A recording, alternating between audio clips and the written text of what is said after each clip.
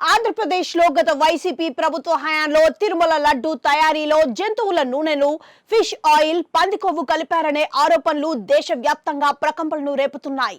ఈ అంశం అటు అధికార కూటమి నేతల మధ్య, ఇటు ప్రతిపక్ష వైసీపీ నేతల మధ్య తీవ్ర వాగ్యుద్ధానికి దారితీస్తుంది. ఈ నేపథ్యంలో దీనిపై విచారణకు రాష్ట్ర ప్రభుత్వం సిట్ విచారణకు ఆదేశించింది. దీంతో సిట్ విచారణ చేస్తోంది. కాగా తిరుమల లడ్డు వివాదంపై ప్రముఖ సినీ నటుడు సుమన్ సంచలన వ్యాఖ్యలు చేశాడు. లడ్డు కల్తీ నిజమని తేలితే బాధ్యులను కఠినంగా శిక్షించాలని డిమాండ్ చేశాడు.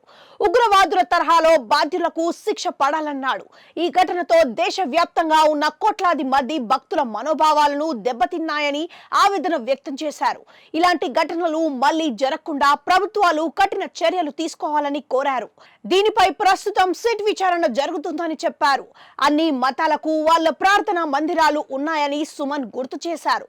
అన్ని చోట్ల ప్రసాదాలు చేస్తుంటారని చెప్పారు. తిరుమల లడ్డూలో జంతువుల కొవ్వు కలిస్తే అక్కడ ఉన్న అధికారుల బోర్డు ఏం చేస్తుందని నిలదీశారు. నెయ్యి నాణ్యతను తనిఖీ చేసే పద్ధతి ఉంటుందని, మరి ట్యాంకర్ నుంచి కల్తీ నెయ్యి ఎలా పాస్ అయిందో తేలాలన్నారు. ఈ అంశాన్ని జాగ్రత్తగా పరిశీలించాలన్నారు. తప్పు చేసిన వారిని కఠినంగా శిక్షించాలన్నారు. ఒకసారి అనుమానం వచ్చాక అది అందరి మీదకు పోతుందని సుమన్ అభిప్రాయపడ్డారు. ఒక ఆఫీసులో ఒకరు తప్పు చేస్తే అందరికీ చెడ్డ పేరు వస్తుందన్నారు.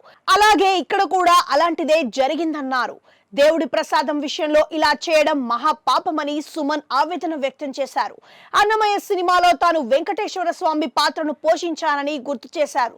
తిరుమలకు ప్రపంచ వ్యాప్తంగా భక్తులు వస్తారని, శ్రీవారి లడ్డూ ప్రసాదం అంటే ఒక సెంటిమెంట్ అని తెలిపారు. అంత పవిత్రమైన లడ్డూ ప్రసాదాన్ని కల్తీ చేసిన వారిని వదలొద్దని ప్రభుత్వాన్ని కోరారు. తప్పు చేసిన వారిని 2 ఏళ్ల జైల్లో వేసేలా బిల్లు తేవాలని సుమన్ చెప్పారు. ఈ నేరం తీవ్రవాదం కంటే ఎక్కువ అని ఘాటు వ్యాఖ్యలు చేశారు. తప్పు చేసిన వారిని పట్టుకొని కఠినంగా శిక్షించాలని CM Chandrababu deputy CM Pavan Kalyan కు విజ్ఞప్తి చేశారు.